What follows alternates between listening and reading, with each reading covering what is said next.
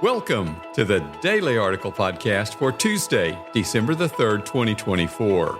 I'm Chris Elkins with the Denison Forum, narrating today's daily article written by our co-founder and CEO, Dr. Jim Denison.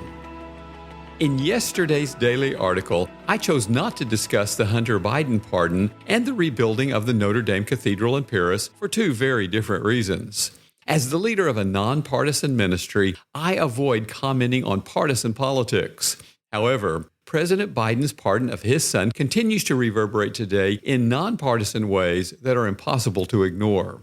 With regard to the cathedral, I have no architectural or personal expertise to offer. However, I saw a story about the rebuilding project that demands my attention today. Let's begin with President Biden's decision to pardon his son, Hunter Biden. My purpose is not to discuss the legalities behind the announcement, nor is it to make this a partisan conversation, noting that presidential pardons of family members go back to Abraham Lincoln and have come from both Democrats and Republicans. Rather, it is to propose a thought experiment. Mr. Biden made his announcement Sunday evening at a time when there would be less news coverage. Since he withdrew from the presidential race, he faces no future political cost to his decision. Apart from accusations of hypocrisy and other criticism, he will suffer no personal consequences, and his son, who would have been sentenced in 2 federal cases this month, is now spared punishment. Now, imagine that you or I stood in Hunter Biden's place and the president pardoned us by sending his son to prison in our stead.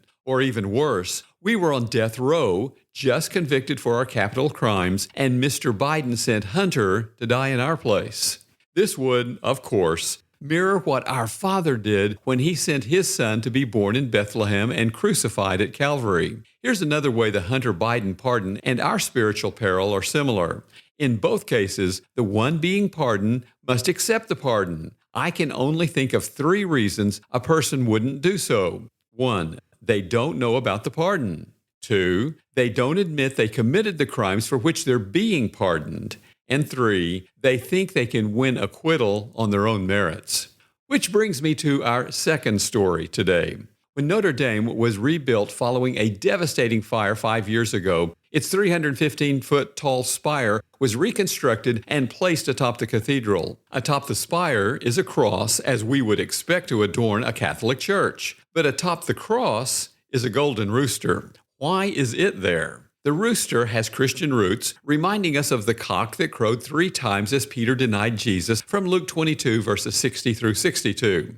The one atop Notre Dame contains 3 relics: a small piece of the supposed crown of thorns, a relic of St. Denis, and a relic of St. Genevieve, the patron saint of Paris.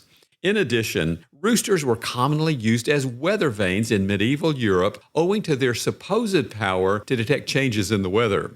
Accordingly, they were placed atop churches and other buildings to help people prepare for storms and other meteorological events. But the reason for the rooster standing atop the spire is what caught my attention. The coq gaulois, or Gallic rooster, is a symbol of the French people. The Latin Gallus can mean Gaul or France, and coq, rooster. The rooster's presence atop the rebuilt cathedral is therefore meant to signify the indomitable spirit of the French people. As President Emmanuel Macron told 60 Minutes in their interview last Sunday night, quote, "It's French motto, impossible is not French," end quote. America's theological creed, and apparently that of France as well, could be, God helps those who help themselves. More than 80% of Americans believe the phrase is in the Bible, and 3/4 of those surveyed agree with its sentiment. But as theologian Dean Ulrich notes, God does not help those who help themselves. Rather, he helps those who cannot help themselves know it and rely on him, end quote. This reminder is vital to Advent. Remembering our 3 reasons for refusing a pardon, we will miss the reason for the season and its transforming power if, 1, we don't know that Jesus came to die in our place as stated in Galatians 3, verse 13. 2, we don't believe we've committed sins for which we need pardoning, referencing Romans 6, verse 23.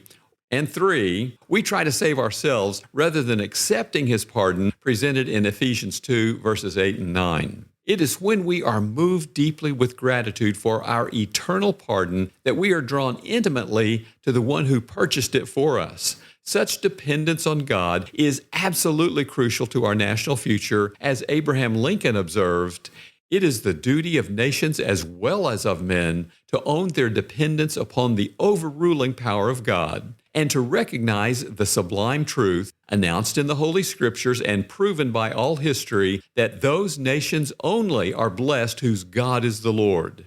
End quote. Deep dependence on Christ is vital to our personal flourishing as well. Oswald Chambers, in what I consider to be the most powerful paragraph in My Utmost for His Highest, stated, "There is only one relationship that matters, and that is your personal relationship to a personal Redeemer and Lord. Let everything else go, but maintain that at all costs, and God will fulfill His purpose through your life. One individual life may be of priceless value to God's purpose, and yours may be that life. What will you maintain at all costs today?"